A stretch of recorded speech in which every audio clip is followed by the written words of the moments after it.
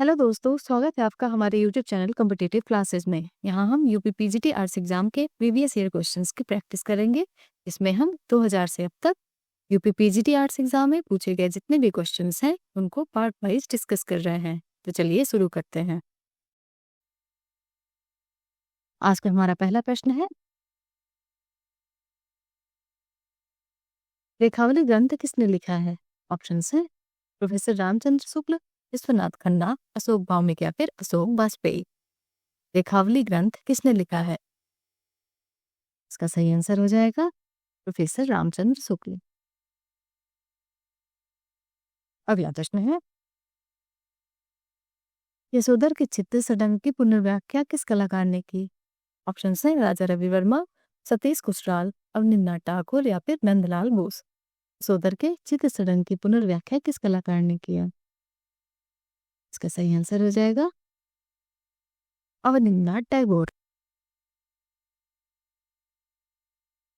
अगला प्रश्न है, राष्ट्रीय ललित कला अकादमी के सचिव हैं? ऑप्शन है श्री राजीव कुमार, अशोक वाजपेयी, जयकृष्ण या फिर इनमें से कोई नहीं। राष्ट्रीय ललित कला अकादमी के सचिव हैं। सही आंसर हो जाएगा श्री राजीव कुमार। अगला प्रश्न है, राष्ट्रीय ललित कला अकादमी उत्तर प्रदेश की 21वीं कला प्रदर्शनी में अकादमी पुरस्कार प्राप्त हुआ है। ऑप्शन है राम शब्द सिंह सहारनपुर को, रोशन गोरखपुर को, एस प्रणाम सिंह वाराणसी को या फिर अभय द्विवेदी कानपुर को। राज्य ललित कला अकादमी उत्तर प्रदेश की 21वीं कला प्रदर्शनी में अकादमिक पुरस्कार प्राप्त हुआ है। इसका सही आंसर हो जाएगा रोशन गोरखपुर को। अगला प्रश्न है, 1610 ईस्वी से 1620 ईस्वी के मध्य गोलकुंडा में कौन सी चित्रपोथी चित्रित की गई? ऑप्शन है नुजुम अल उलूम, तारीफ हुसैन शाही, दीवाने हाफिज या फिर रस्मनामा। 1610 ईस्वी से 1620 ईस्वी के मध्य गोलकुंडा में कौन सी चित्रपोथी चित्रित की गई? इसका सही आंसर हो जाएगा दीवाने हाफिज। अगला प्रश्न है, ललित कला अकादमी की स्थापना कब हुई? ऑप्शन है 1955 में, 1954 में, 1970 में या फिर 1972 में। ललित कला अकादमी की स्थापना कब हुई? इसका सही आंसर हो जाएगा 1954 में। अगला प्रश्न है, अकबर के समय तैयार की गई बाबरनामा की एक प्रति सुरक्षित है। ऑप्शन है प्रिंस ऑफ वेल्स संग्रहालय मुंबई में, राष्ट्रीय आधुनिक कला संग्रहालय में, दिल्ली पब्लिक लाइब्रेरी में या फिर राष्ट्रीय संग्रहालय नई दिल्ली में। अकबर के समय तैयार की गई बाबरनामा की एक प्रति सुरक्षित है।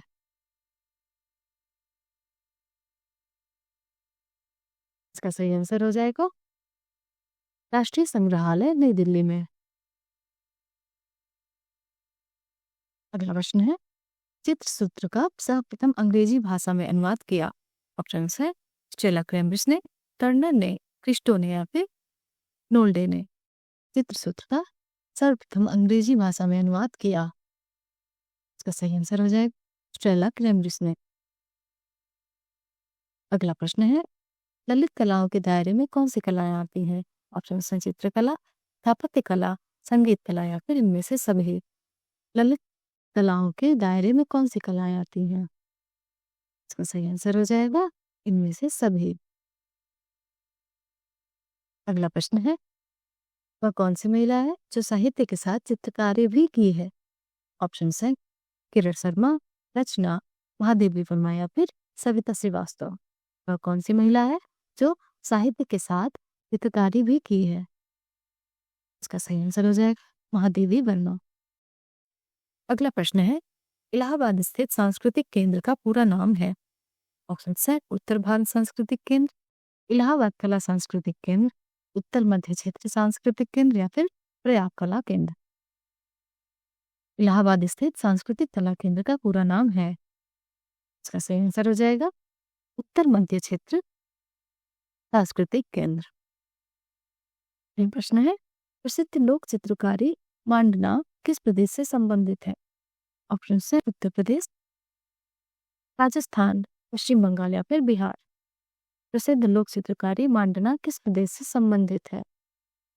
का सही आंसर हो जाएगा राजस्थान। अगला प्रश्न है, अवनींद्रनाथ टैगोर का जन्म हुआ था? ऑप्शंस हैं जोरासांको में, दिल्ली में, बम्बई में या फिर कलकत्ता में। अवनींद्रनाथ टैगोर का जन्म हुआ था, इसका सही आंसर हो जाएगा जोरासांको में। अगला प्रश्न है, वर्तमान में अमिताभ बच्चन को उनकी किस फिल्म के लिए राष्ट्रीय पुरस्कार मिला है? ऑप्शन हैं सरकार राज, वाह, लाइक या फिर कभी खुशी कभी गम। वर्तमान में अमिताभ बच्चन को उनकी किस फिल्म के लिए राष्ट्रीय पुरस्कार मिला? इसका सही आंसर हो जाएगा वाह के लिए। अगला प्रश्न है, सूमी ए क्या है? ऑप्शन हैं चीनी कला, जापानी शाही चित्रण, फारसी रंग या फिर ईरानी कला। सूमी ए क्या है? इसका सही आंसर हो जाएगा जापानी शाही चित्रण। अगला प्रश्न है, ललित कलाएं मानी गई हैं? ऑप्शन है 5, 3, 7 या फिर 2। ललित कलाएं मानी गई हैं, इसका सही आंसर हो जाएगा 5।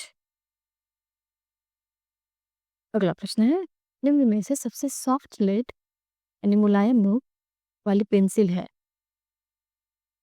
ऑप्शन है HB, 4B, 2B या फिर 9B।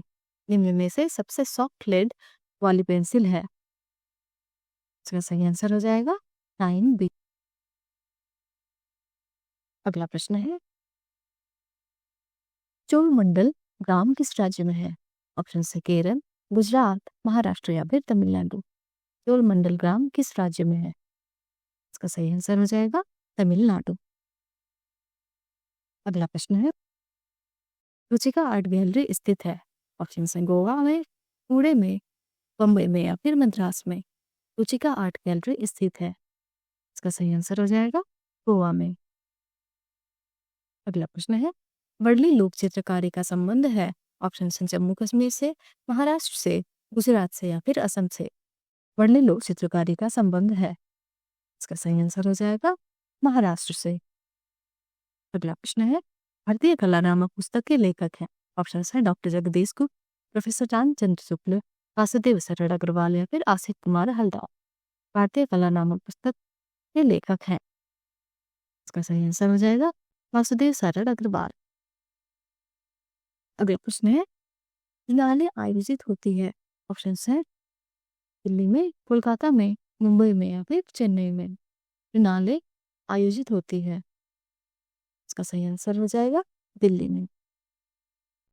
अगला प्रश्न है, प्रसिद्ध कवि रविन्द्रनाथ टैगोर ने अपनी उम्र के 70वें पड़ाव पर आकर किसे अपनाया? ऑप्शन है नृत्य, सितार, तबला या फिर चित्रकारी। प्रसिद्ध कवि रविन्द्रनाथ टैगोर ने अपनी उम्र के 70वें पड़ाव पर आकर किसे अपनाया? इसका सही आंसर हो जाएगा चित्रकारी को।